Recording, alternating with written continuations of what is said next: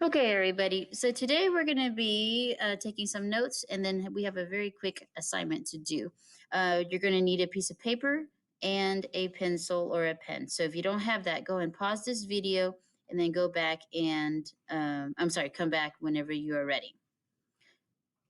All right, at the top of this, we're going to type the measure, and I apologize, but I left my iPad at home, and so this is going to look a little messy, but we're going to just write the measure.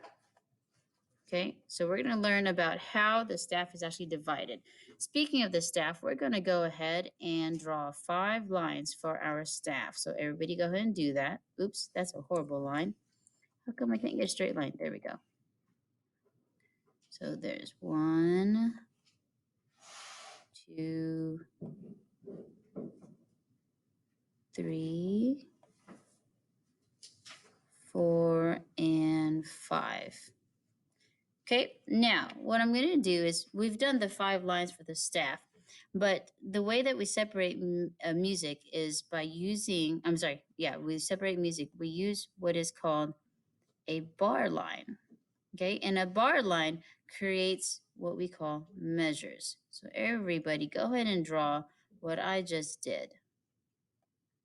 Like so. So we're going to draw 3 of those. Go ahead and leave this blank over here on this end. Okay, so go and pause, and I want your paper to look like mine, and once it looks like mine, then go ahead and hit play. Okay, so now we're going to actually label these, right? Let me go back to my drawing tool here. And to this line right here,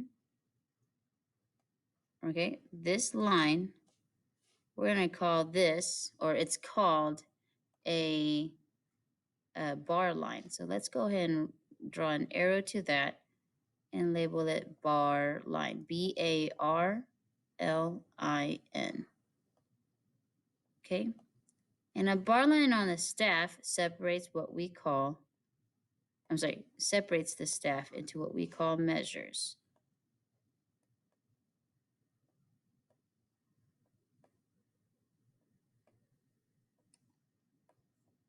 There you go, measure. Okay, so in this example, according to what you see here, we have 1 measure, 2 measure, 3 measure, and 4 measure. You don't have to write what I just did in red. Go ahead and take a second, pause the video, and make sure that you have everything that I have in black written down on your piece of paper.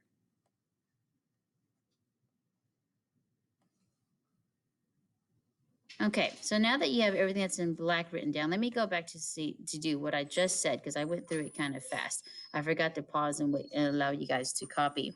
But the space that's here, right? The space between where the staff begins, or this, I should say, the space between the 2 bar lines here, this is called a measure. This is also a measure because this is actually like the beginning. So this is where the staff, or the clef would go. So that would be where like the treble clef or the bass clef would go. And therefore, from here to here would be a measure as well. This one is clearly defined because it's in between 2 bar lines, and so is this one. And then this one is also a measure, but it doesn't end. And I'm going to show you how to end this in a second.